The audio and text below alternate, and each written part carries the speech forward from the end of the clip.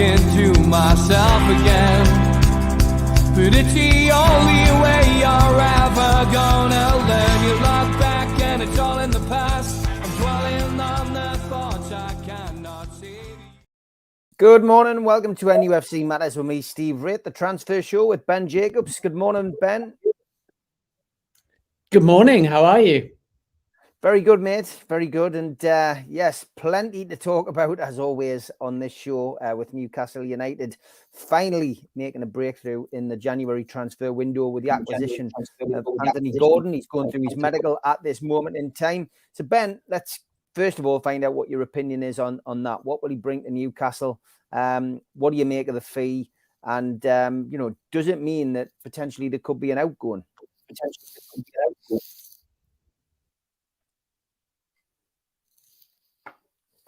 Oh, we've lost your sound there, Ben. We've lost you.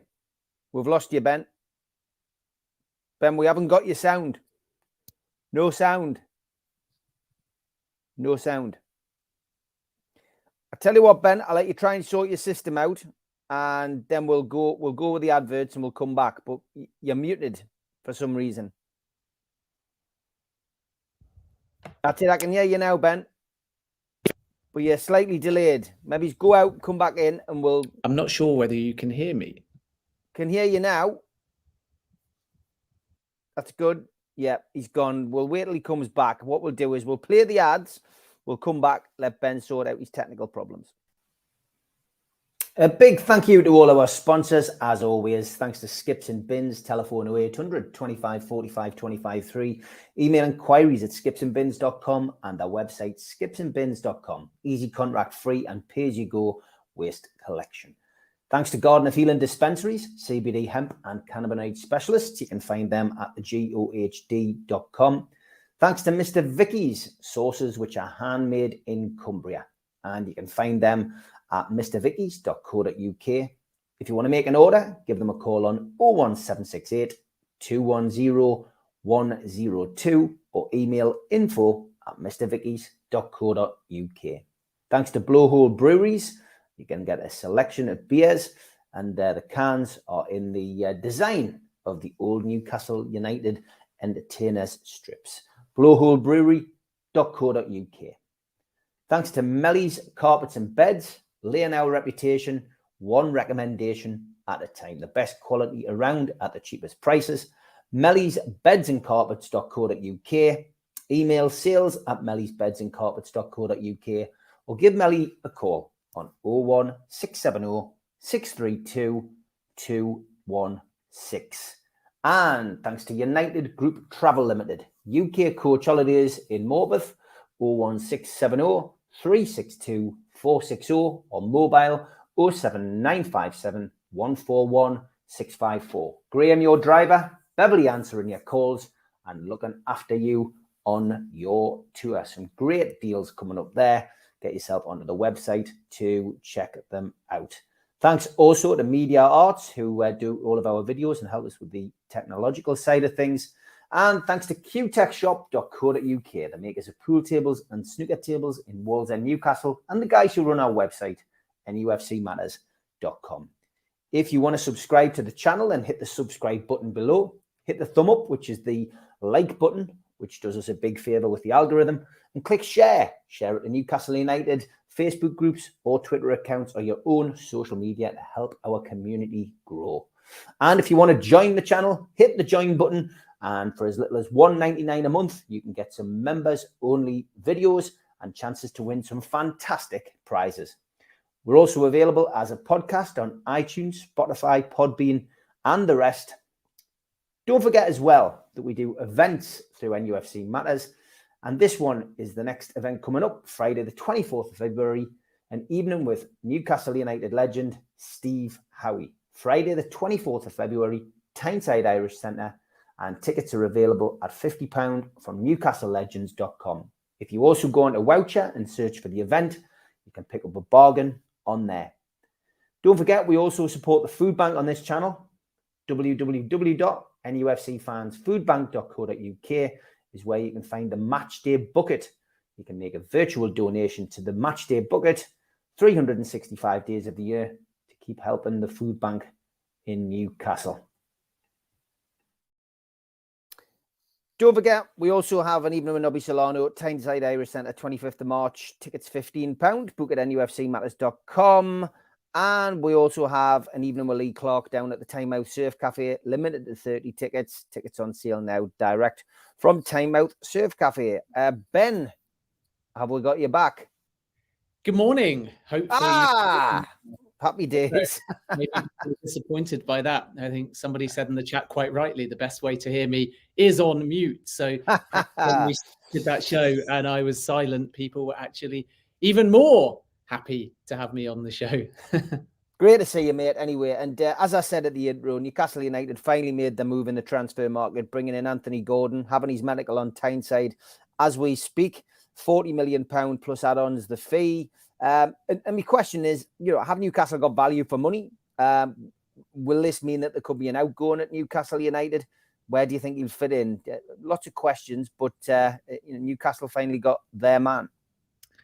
Well, I think the outgoing technically is Chris Wood, even though it's not a like-for-like replacement. But more broadly, yes, Newcastle would like to have some outgoings before the window shuts. And that's been an aim throughout the course of the window. We've discussed many times they've been better at incomings than outgoings in terms of being able to shift players and get value. And that's ultimately why they're in a position with the goalkeepers, for example, where they've got far too many. But if we look at Anthony Gordon, I think it's a long-standing target. We know that over the summer, there was a bid from both Newcastle and Chelsea, and the numbers ranged really. Newcastle's valuation was around 35 million and Chelsea allegedly went a little bit higher, not to the tune of 60 million, but certainly around 45 million. So what that saga shows us is that the valuation hasn't really changed, and therefore it's a pretty decent bit of business from Everton's perspective. The price is a lot lower than the so-called market valuation, but let's not forget that 60 million number was massively inflated, and none of the suitors across the summer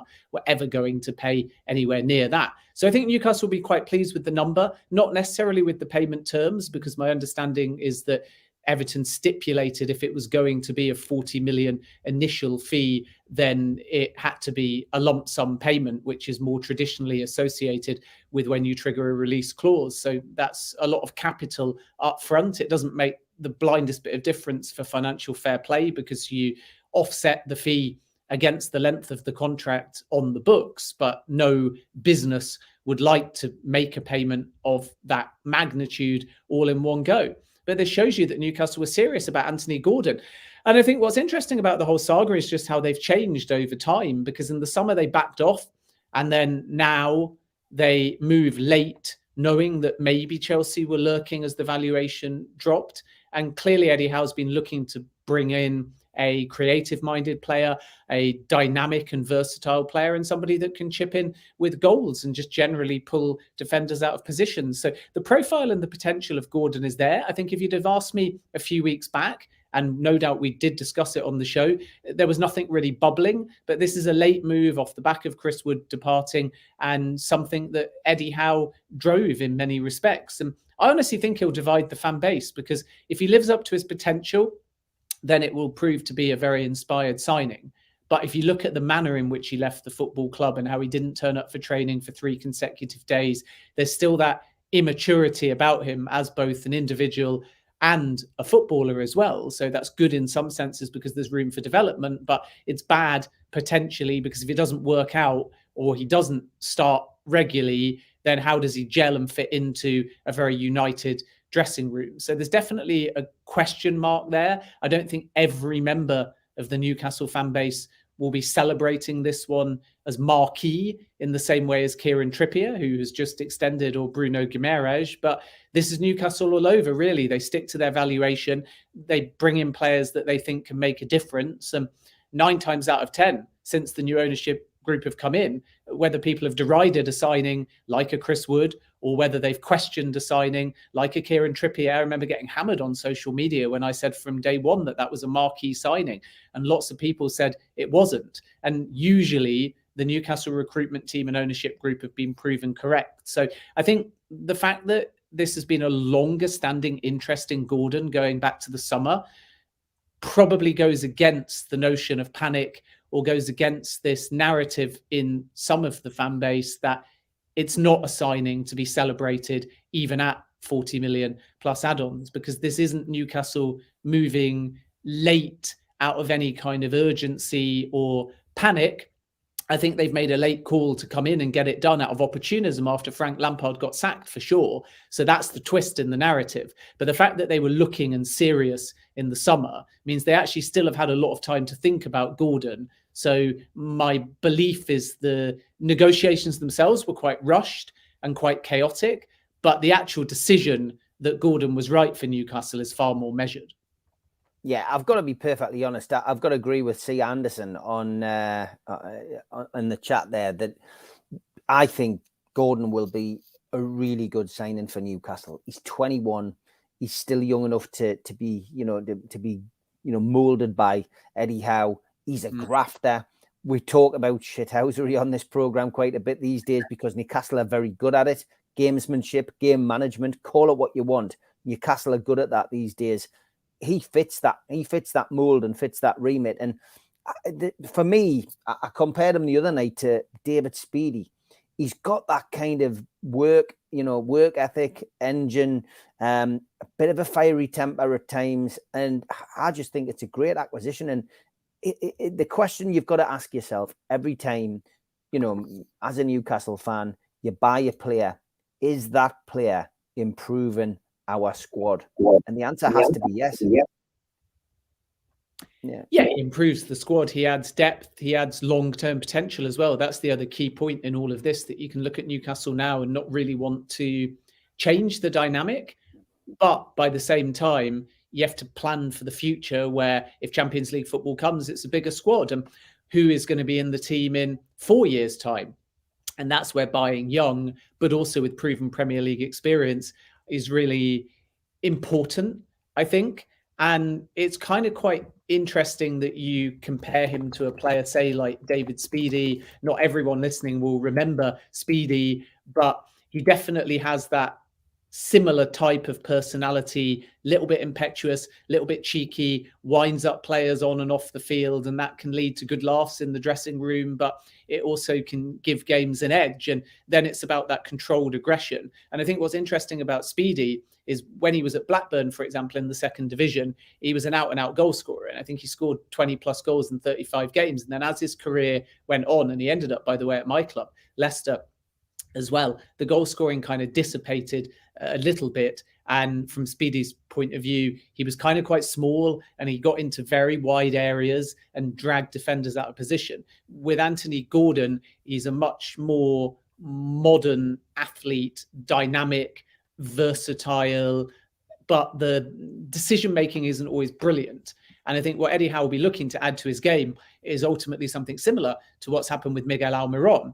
Different kind of profiles for sure, but if you look at Almiron suddenly finding that clinical nature, what I think Newcastle will see with Gordon is, first of all, that ability to play him in more than one position, but then trying to train in him when to make the right decision, when to be selfish. And I think it's quite difficult at times when you play in Gordon's position, which is ultimately a forward, but that's such a broad term these days. Forward can mean centre forward, it can mean wide forward, it can mean winger, it can mean false nine, it can even mean number 10. And as a consequence, when you're looking to add goals to your game, and that, from what I understand, is the big thing with Anthony Gordon, that he really wants to become, is a more regular goal scorer. And whatever position he's used in, and whether that's a starter, whether that is straight in, or whether that's a squad player, it is those goals. And when he first kind of got Premier League game time, which was 3 or 4 seasons ago, he was playing kind of 10, 11 times in the Premier League and he wasn't scoring. And then last season,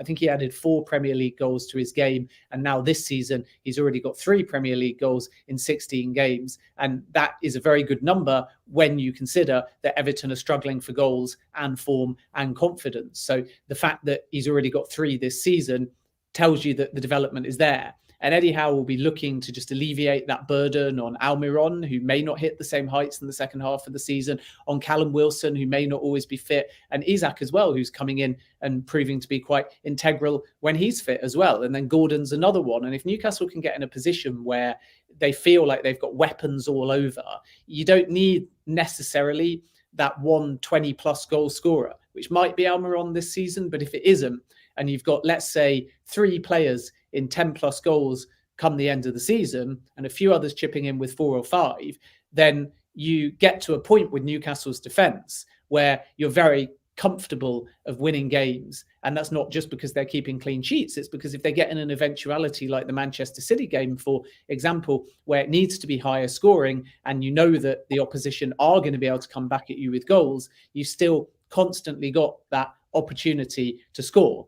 And let's be honest, if Newcastle United start scoring freely because of how good their defence have been, they're going to be absolutely unstoppable. And Gordon fits into all of that. So there's definitely a development in the game. There's definitely more of a poacher's instinct. If you look back at all the goals he's scored so far, what he does is put his head down a lot, gets his power behind the shots, breaks into the area, and he can be very good with his feet. The movement to get the ball out of the feet and get a shot away quickly is good. But actually, if you look at him on one-on-ones, if you look at him with a bit more of the cuteness and the deftness that you need to be composed, maybe actually, and ironically, when you've got more time on the ball, that's the area where he can improve. And I think back to Jamie Vardy when Leicester won the Premier League, in stark contrast, unfortunately, to this season.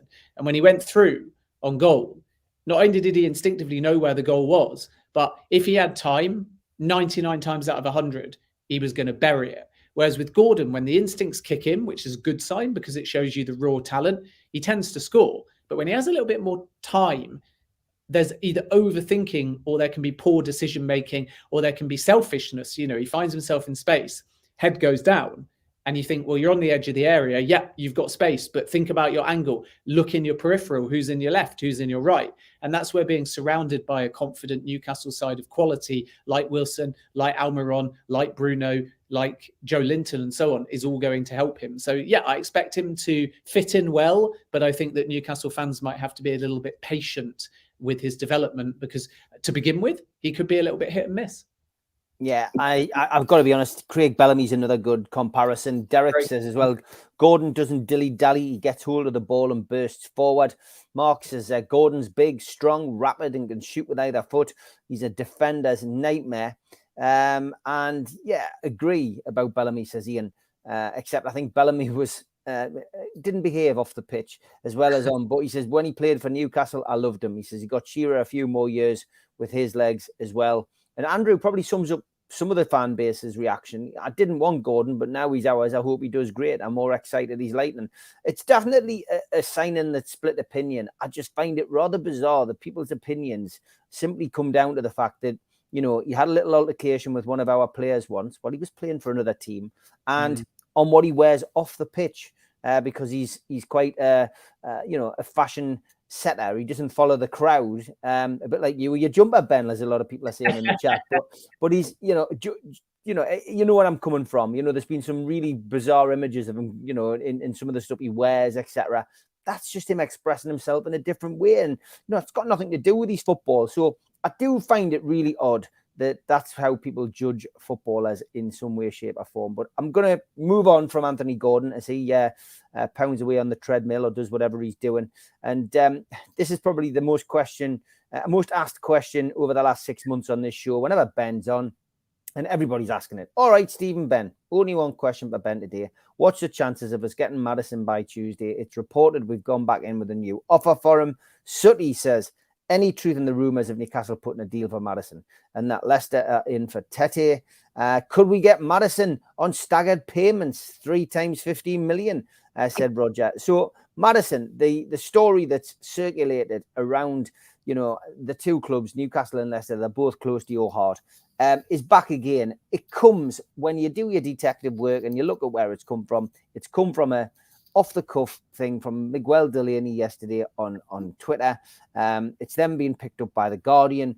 Now with the social media platforms who cover football in general and put stories out there, and now it's gathering pace and momentum again. So, for me, I don't know whether it is back on, whether it's ever been off. I guess we've just got to sit and wait and see till February the 1st, Ben. Can you throw any light on it? Well, I can throw Leicester light on it, and the position hasn't changed. So regardless of any growing interest, Leicester don't want to lose James Maddison, and especially not this late in the window. They are bringing in Tete, by the way, from Shakhtar Donetsk, who's relatively close, but the aim was always to strengthen in that position. So I don't think that we can read too much into that. And again, they're not necessarily like for like profiles, because remember, Leicester had Ademola Lookman, who played on the other side on the left, and they would have loved to have re-signed him on a permanent deal from Leipzig, but he went to Atalanta. Brendan Rodgers was extremely frustrated about that. And now Ademola Lookman at Atalanta's got 11 Serie A goals in 18 games, and Leicester are lacking goals. They're lacking a little bit of creativity. And there's also, of course, that worry that from Maddison's perspective, he's coming back from a knee injury. From Vardy's perspective, he's not looking confident in front of goal. Yuri Tielemans will leave in all likelihood at the end of the season as well. So I think Leicester are just desperate to stop a bit of bleeding at the moment and hang on to what they've got, because ultimately it's more valuable to keep Maddison and sell in the summer, keep Tielemans and lose him for a free in the summer and stay up, than it is to have an exodus in the final few days of the window and then suddenly find that you go down because of it. So Leicester don't want to sell James Maddison is the first thing to say. Of course, we know that Newcastle are interested, but they had a very set valuation over the summer. And now that they've signed Anthony Gordon, that's going to be used against them, because who's more valuable? I know there's a difference in terms of things like contract length and so on, and therefore we should be reticent about only comparing two values to two players. But you can bet your bottom dollar that if it's 45 all in for Gordon with a lump sum payment of 40, then Leicester will be holding the structure of that deal and the value of that deal to account if there is to be any further negotiations with Newcastle United. So James Maddison will be deemed to be far more than 45 million. I know Brendan Rodgers joked that it was a case that 45 or maybe it was 40 at the time over the summer would only get Maddison's boot. So that's one factor to think about. Then you think of his form on top of that since those comments, then you think of the Gordon fee. So I think you're looking at 55 million for James Maddison to even start a conversation. And my understanding remains that Newcastle are not looking at that valuation, nor do they think particularly optimistically that anything's going to move over the course of the next 2 days. So I wouldn't get overexcited about it. If Newcastle move, then it will go against their strategy, against their tight spending, against what we're hearing from sources in the latter part of the window. I think Newcastle are really more concerned about summer. And if they think they can get James Maddison in summer and Spurs will come into the conversation then as well, then they'll wait, because by doing so, they'll get value. And James Maddison will be able to integrate at the end of the season, knowing exactly what he's walking into. And I sort of come back to what I said before, which is mid-season Newcastle signing a Maddison player. And it's the same for Hakim Ziyech, who we can talk about as well. And he's there and somewhat on the radar as well. It requires you to pay a Champions League wage. And if they pay a Champions League wage to that player, then what do they do with the rest of the squad who have got Newcastle in this position? And you'll note Trippier extending. He'll be on a Champions League wage. If he wasn't already before, he'll certainly be on a bump. You look at Bruno, who is highly likely to extend and soon. And again, he'll go up to a Champions League wage. And then if you bring in a Ziyech or a Maddison, they'll be on a Champions League wage. And before you know it, all of the stringent wage structure and all of the penny pinching, if you like, that was deemed to be negative by Mike Ashley goes out the window. And to some extent, you have to have that freedom and ambition, because this is the direction that Newcastle are travelling in. But do they do it now and then risk not making Champions League football and being saddled with a wage bill that if things don't go according to plan, come back to bite them? Or do they wait? And also, remember again, every single player in the squad on a slightly more modest package, if they've got Newcastle to Champions League football come the end of the season, is either going to get a bonus that's automatic, a bump in their wage, or is going to come back to the table and ask for it. So if every single player at the football club, and I'm not saying it will quite be this extreme, but let's just do the maths on it. If every single player who is in the Newcastle squad and has been integral this season either gets a bump or asks for a bump, and wants even 10,000, then before you know it, that's 25 players, each of which have gone up by 10,000 a week because they're heading into potentially Champions League football. Then on top of that, if you factor in that there'll be some players that ask for a lot more than that, and then any new signings over the summer or now that are all asking for more than Newcastle would have paid at the beginning of the season, the wage bill goes through the roof. And over a 4, 5, 6 year period, or however long it is, if you're stuck with those players and you don't make Champions League football, you either need a clause that says the wage goes down, which if they're sensible will be there in fairness, or your operational costs like your wage bill and any bonuses go through the roof. So to do that mid-season, and Maddison, for example, I don't think would join Leicester, leave Leicester and take a package that went immediately down in 4 months' time either. So there is that consideration. Mid-season is difficult from an operational and a financial fair play cost. And I don't think that there's too much to get excited about on the Maddison front just yet, because even if Newcastle do proceed and try something late, Leicester are in all likelihood still going to say not for sale. Okay, question on the screen there from Ian Russell. We've had a bid for Harrison Ashby from West Ham turned down. Do you think we'll go back in for him again this window? It seems to be one that they're really keen on. Yeah, we spoke about this maybe a month ago. I said at the time, and I'll say it again, that this is a player that Newcastle have tracked for quite some time. And I think there's a very realistic possibility that this one gets done. The West Ham perspective when we last spoke a month ago was pretty categorical that they see him as one of the top talents in that position, and they would have loved to keep him. But the intimation from the 21-year-old, who's a right back for those that don't know, is that he doesn't want to re-sign, and therefore with his contract set to expire in the summer, there's a real opportunity for Newcastle to move. And there's a big difference between, let's say, Yuri Tielemans' contract expiring, but playing and integral and could keep Leicester up, versus a youngster like this with a high ceiling of potential who's 21 now. And if he tells West Ham that he's not going to re-sign, despite the fact that they are desperate for him to try and re-sign, then you got to cash in. And that's what makes it so intriguing in the last few days of the window. So West Ham have completely changed their position now. They are open to a sale because they don't just want to lose a 21-year-old for free. He's played in the Papa John's Trophy and Premier League 2 this season. And he's made, I think, a handful of appearances for the under-21 side as well. So again, you're not saying, well, hang on to you, you'll keep us up in the Premier League. You're basically saying, what's the point in keeping a player that says he won't sign in our under academy, in our youth setup, in our Premier League 2 squad, if come the end of the season, he's just going to walk away for a free. And that is why there is very likely to be an agreement between the clubs over the coming days. There are a few others looking at him as well, but the good news is that Spurs are still working on Pedro Porro. Not a done deal, but heading in that direction. Chelsea have got Malo Gusto, who will join at the end of the season. He'll be loaned straight back to Lyon. So he's a Chelsea player as of the next few days, and then he'll be loaned back. So a few of the clubs looking for that young right back, that future right back, or that depth right back are sorted now in all likelihood. And that's good news for Newcastle. So I think that there's a very strong possibility that this one will happen.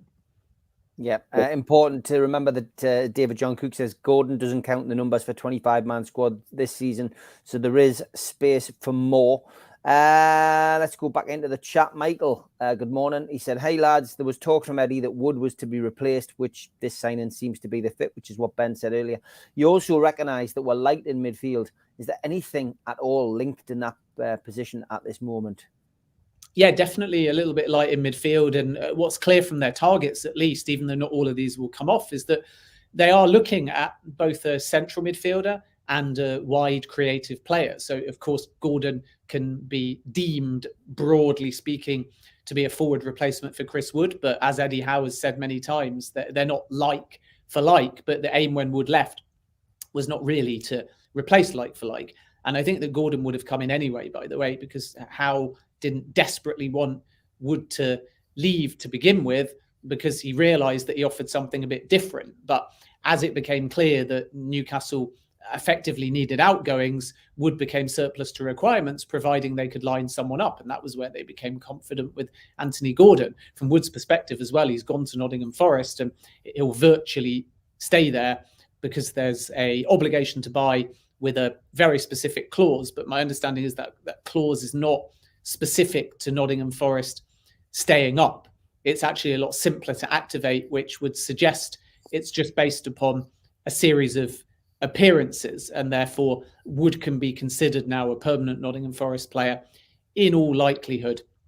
So therefore, Howe now turns his attention to, I think, still that wide type of creative player. And that's where the Maddison links come from, but also Hakim Ziyech, who I mentioned before, who's available on the market, challenges wages, and also the challenge is the fact that it's not true that Chelsea are going to cave and make a loss on him and sell a player that was superb during the World Cup for Morocco for something like 12 to 15 million. It's going to be much closer to the mid-20s. It might even be somewhere all in to the tune of what Chelsea paid, which was about 33 million, I believe. So big-ish fee, and on top of that, huge wages. But one to watch between now and the end of the window. And then again, in central midfield, there's a few options. We mentioned in the last show, and I think it's been stood up by other people now, Scott McTominay, who was a name that I put out there and have done throughout the entire window, really. It's not going to be possible by the sounds of things this window, but this again is the balance between strengthening now versus having perhaps a bigger summer. And if they get Champions League football, there's a whole level of players, if it's definite rather than speculative, that will suddenly be very interested in Newcastle United. I think the other thing, by the way, if the player's not cup tied, is if there's anyone out there that thinks they can win a trophy with Newcastle because they're well on course to reaching Wembley. And that can be used as a factor now as well. But McTominay's one to watch in the long term. I think that Manchester United don't want to let him go in the short term, but that may change come summer. I think Youri Tielemans remains on the radar, but Leicester again prefer to lose for free and have him keep them up. But let's see whether someone comes in late in the window. Manchester United are there as well. Arsenal have never entirely walked away. And even though it sounds like a broken record, I've said hundreds of times, if one club makes an offer, there'll be a whole domino effect. And we're right at that stage of the window now where we may have an eventuality where one club triggers a variety of clubs to move on Tielemans. But I think that there's a calmness about that. I'm just going to call it central midfield because obviously it could be more box to box. It could be attacking midfield, or it could be a more old fashioned central midfielder like a Scott McTominay, because I think that they feel over the next, let's say 2 years, there's room to strengthen in all those areas. But remember with midfield as well, if they move in that front three to bring in names like Anthony Gordon, there is also the possibility for Joe Linton to drop deeper again because he can actually play in that position as well. So Eddie Howe does have in-house options as well, which is why I don't think there'll necessarily be as much urgency as it appears at this late stage of the window, because Newcastle might choose to just stick with what they've got, continue with the momentum, know they've got a few versatile players. If nothing becomes available late in the market at value, then we'll see them resolve the midfield situation come summer instead. Well, for those of you who would think that maybe Maddison might not start today because he's got a move coming, well, sorry to disappoint you. Maddison is starting for Leicester today in their FA Cup game. So, yeah, that one, we'll park that one and we'll see what happens. But there's going to be more names bandied around. I guess the other one is ultimately ASM. I mean, you know, somebody's put in the chat there, is this ASM's nose out of joint? Links with AC Milan, Ben, you have some good European contacts as well. Is ASM out of the club at this moment in time something that Eddie Howe would be looking to do you think, or do you think that's more one for the summer? Again, there's so limited time left and it's a very complicated transfer, but it can't be ruled out just because Newcastle are still trying to, I guess, resolve the outgoing situation. And most of the outgoings that we've spoken about over the last few weeks are at a lower level in terms of any fee that could be commanded, and also perhaps players dropping down, particularly regarding the goalkeeper situation anyway. Whereas I think with ASM, were Newcastle to entertain an exit, they would still want to get value out of that. And that's kind of the challenge at the moment. So I think that it probably is more one for the summer. I would personally be surprised if he ends up leaving before then. And despite the fact that there is interested clubs, I just think that to resolve this in the next few days and over a weekend when teams are playing is going to be very tricky indeed. So when people sort of say nose out of joint, it's obvious that he's not as involved or playing as much as he would have liked. And that's part of the momentum at the moment that Eddie Howe's been able to build. You know, starting 11 picks itself, and players just have to accept that sometimes. It was again the same when Leicester won the Premier League. There were players that were on the peripheries that perhaps did earn a shot. But if you're winning, if you're playing well, if you're keeping clean sheets at the back, and if you're scoring goals at the other end, who are you going to drop? And I think that's the thing. If everyone makes their starting 11 based on form at the moment, and assuming everyone's fit, is he really in there? And, you know, maybe the only caveat to that is just the fact that ASM actually started the season quite well. I can't remember exactly what the stats were, but I remember him scoring a few goals, getting an assist in the early part of the season. And then from there, he just sort of disappeared. And maybe therefore in the player's mind, there's a slight gripe when fit that there isn't more minutes. But I don't think there's too much in the Milan link specifically, because they don't really have the budget and the money. And they're looking at lots of different players, Milan as well. But coming back to what I said before, they tried for Ziyech over the summer. They also made an inquiry in early January, and they were like, yikes, you want over 20, 25 million and the wages are high. And again, for ASM, Newcastle are not going to do a cut price deal. And I would imagine in any move, especially if he went to a club playing Champions League football, that the wages again would be relatively high. So it's going to be challenging to have him leave the football club, I think, now. But there's definitely clubs that see a bit of a window of opportunity for the summer for sure. Roger Cook says, I read a Swedish guy's thread about our forecasted financial situation into next year. And with 30 million Saudi sponsorship, we'll be able to afford 3.5 Isaacs. Would you agree, Ben?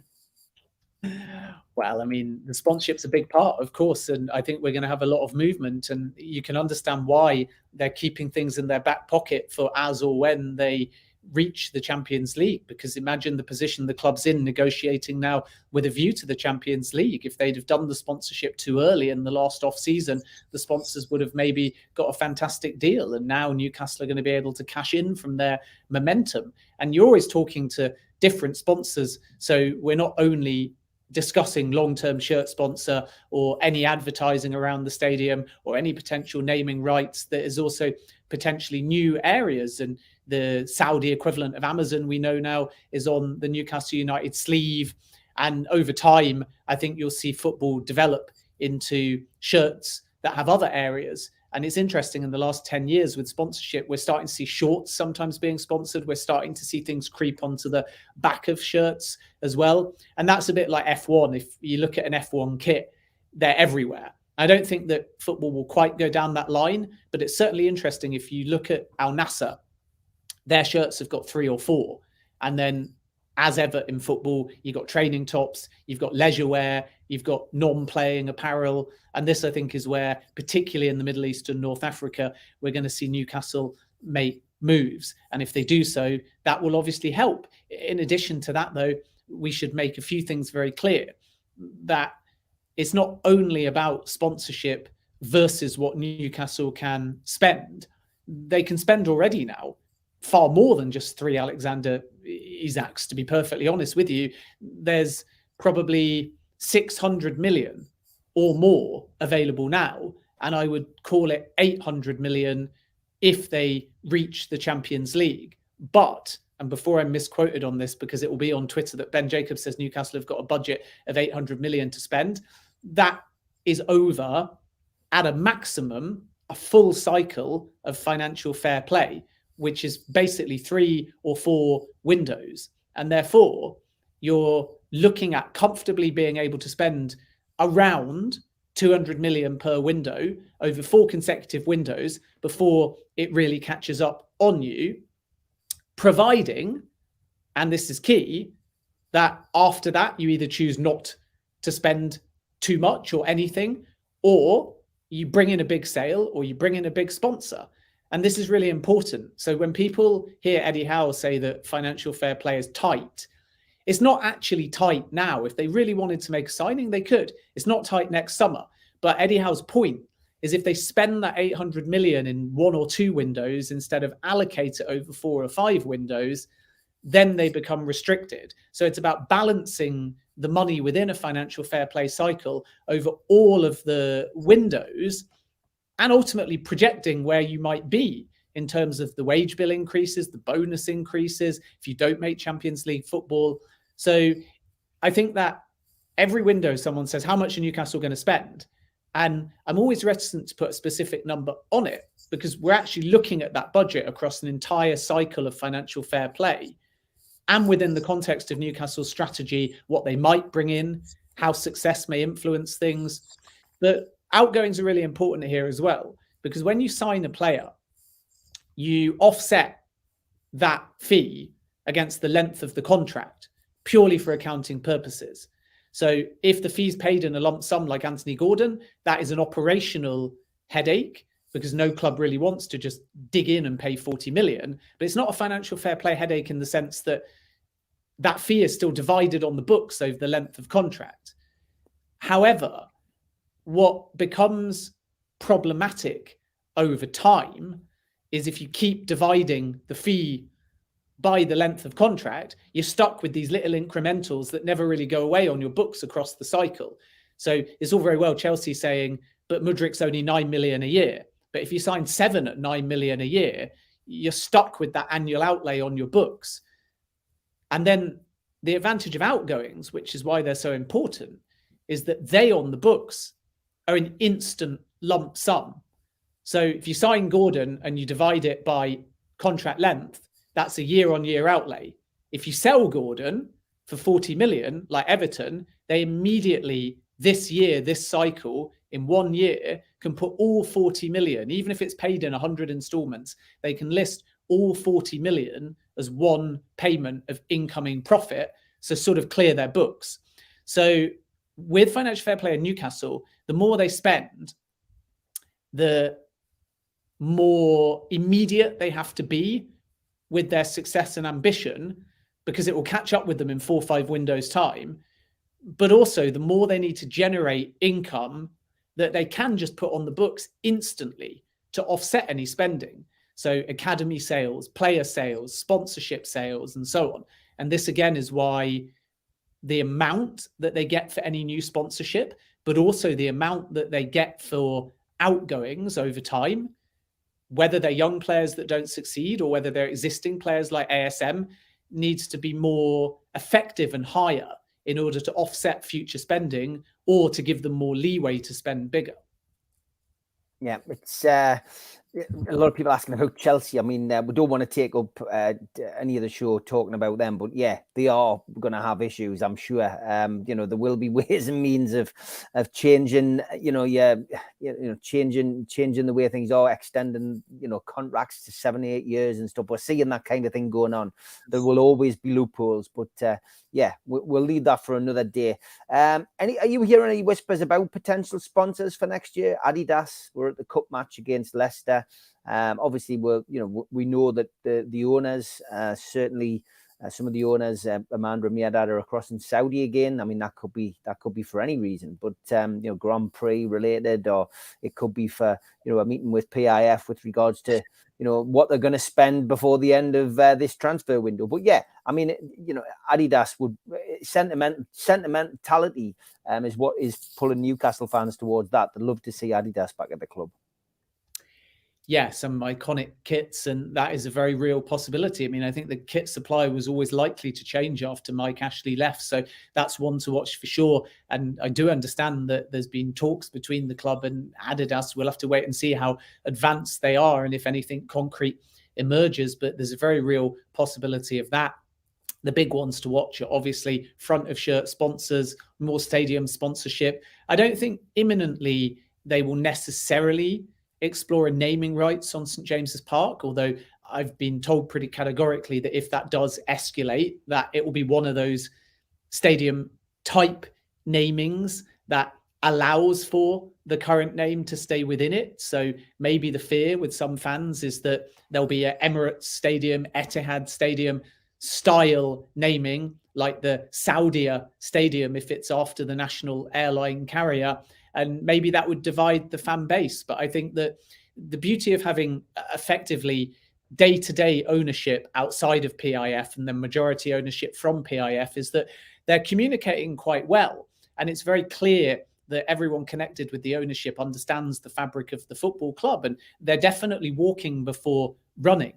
And this is kind of what, even as a journalist and a non-Newcastle fan, irks me sometimes, that Newcastle get a lot of criticism every time they succeed because somehow they've bought their way in. Somehow they're also, like Chelsea, trying to find a loophole and cheat the system. But fundamentally, in January, they were pretty much rock bottom of the table, and they made relatively sensible signings rather than just throwing their checkbook around, and that's all paying off. But they also have a manager in Eddie Howe who's grounded, and they have a number of players that were there long before any of that January spending a year ago that have also ultimately found their form. Shares one good example. Joe Linton reinventing himself over the last kind of 14 to 16 months. And on top of that, we obviously have to look at someone like Callum Wilson when he's fit, who ultimately Eddie Howe knows really well, and Miguel Almiron, who just worked his socks off in pre-season to fight his way into the team. And I think before a ball was kicked,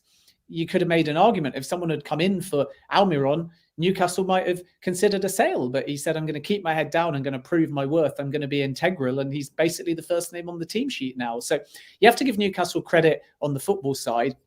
And that extends to the sponsorship side as well, where they're not just going to sell the soul of the club in terms of naming rights, but there is opportunism there to further connect with the MENA region in particular.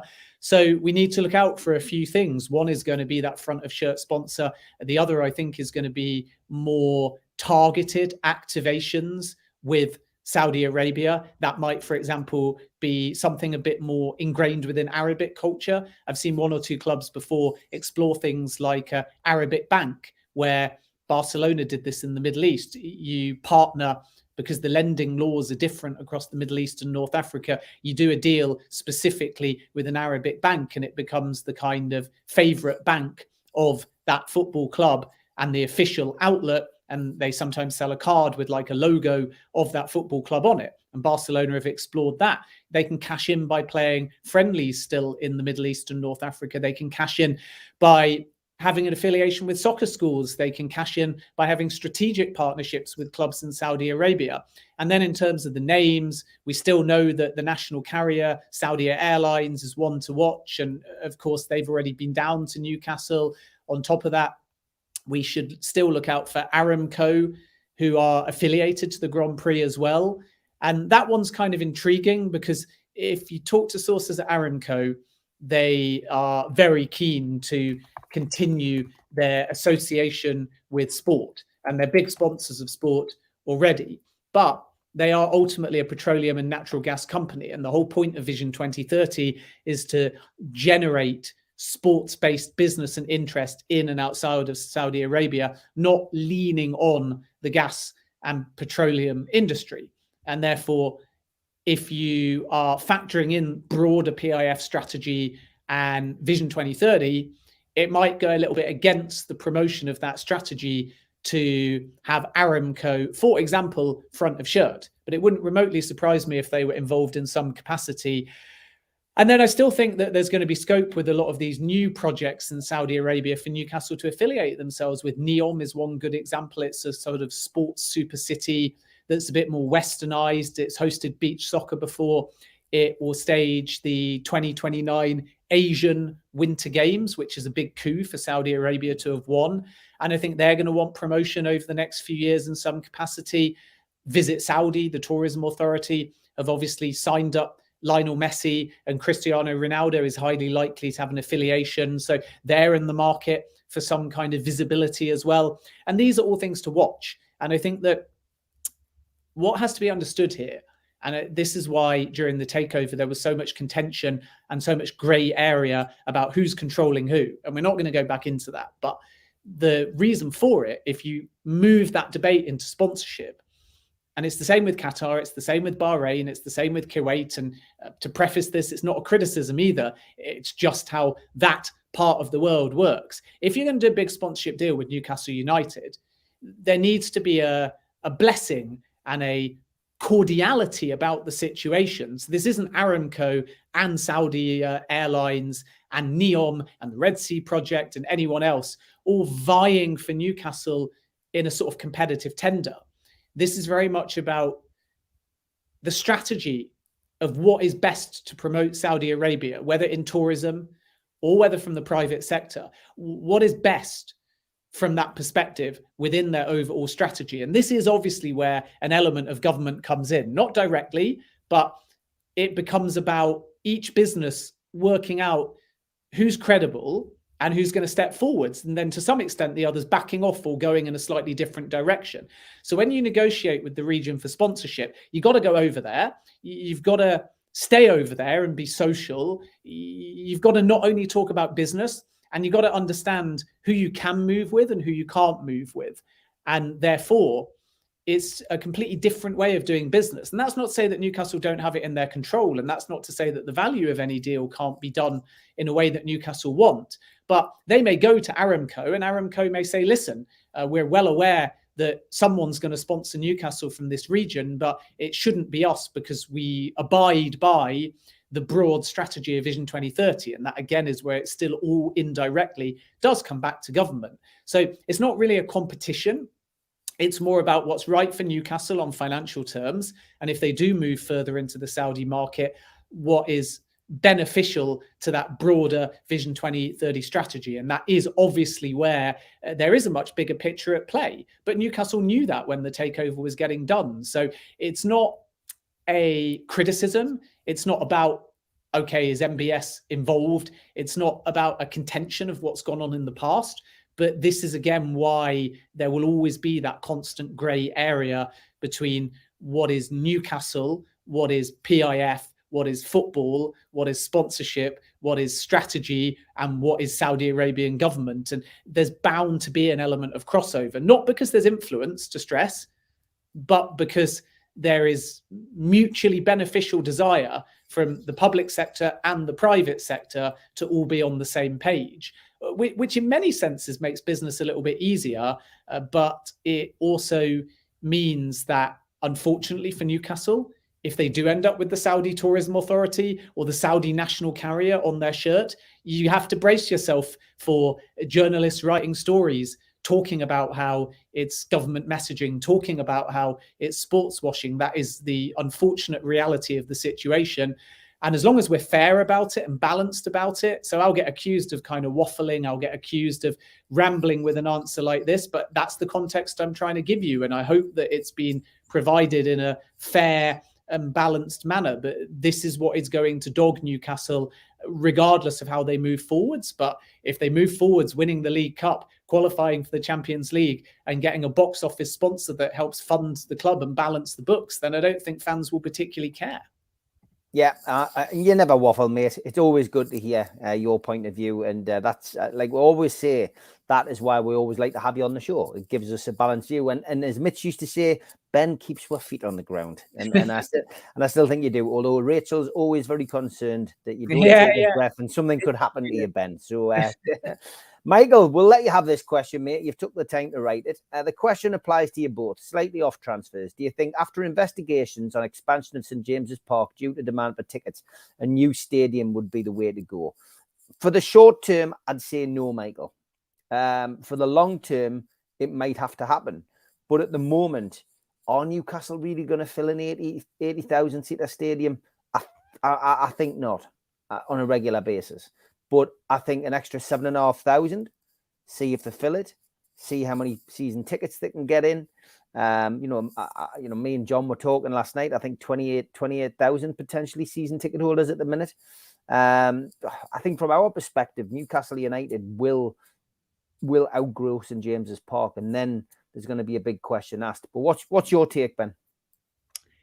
It's difficult, isn't it? Because, as you say, 80,000 every single week feels unlikely at this point, but in 3, 4, 5 years' time, it might be if they're automatic Champions League qualifiers and the whole club has changed. And then you look to modernise, so you could delay and wait and see what happens and build the momentum and the stability, but have a bit of short-term frustration from fans that perhaps all can't get tickets for the big game. And then once you know for sure where the club's model is at, you can be more confident in exploring a new stadium that can help modernize the football club. But doing that means you don't act in the short term. And on top of that, it's always a risk. Look at Everton. Planning a new stadium could go down. I remember when Leicester built the King Power Stadium, they went down. And it was a real point of contention. And they went into administration. And actually, as Neil Warnock very famously claimed, they were basically able to get a free stadium because they went bankrupt, not paying fully for the King Power Stadium. And then they refounded a company post-bankruptcy who were not liable for some of those costs. So it can be very difficult because by the time your stadium's built, the club can be in a completely different position. Staggered expansion of St James's Park seems like the most sensible option, but there are problems. Fans will know much better than me, but my understanding is, for example, the Lees Terrace is a Grade 1 listed building, which means it's going to be very difficult to change and alter and expand. So I've mentioned it on here before. When I was fans liaison officer, me and David Stone, I was the chief executive. I saw the plans, mate, and they could buy it, but it would have to be incorporated into the back of a new stand. So those front entrances to those houses at the back of the east stand, as we call it, essentially would have to be incorporated in any new build. And at the time, the reason it didn't happen and the reason Newcastle didn't do it is because it would have been cheaper to build a new stadium than it would have been to incorporate a listed building within a new stand. Simple as that, really. But there are plans. The club probably still have them. Yeah, I mean, there's plans. From what I've seen, they can do a variety of things. One is, believe it or not, they can actually lower the pitch, which creates a little bit more space in order to put more seats in. But it's difficult and problematic to do in that capacity. And if you don't choose staggered redevelopment of your physical stadium and you start working around other parameters around the actual physical stands, then you got to be able to do that in the off season, or potentially if it takes longer than that, you got to find somewhere else to play.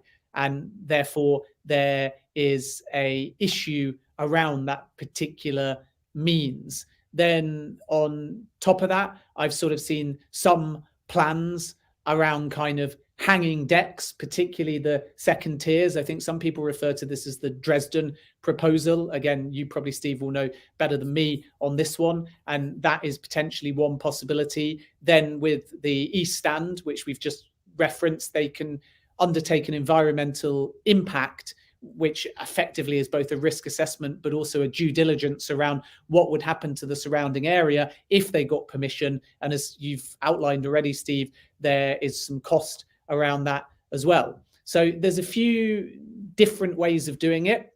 And really, before I think they look at the architecture and the plans, they need to determine, as you correctly said, Steve, what capacity they want. Is it 3,000 to 7,000 seats? And is that doable, just to make sure that they can meet the demand in the short term? Or is it bigger? And if it's bigger, then you start getting into that debate over, are we better off finding a new stadium and staying in St James's Park until it's built? Or are we better off trying to protect St James's Park and modernize it? And I think at the back of my mind is still sentiment.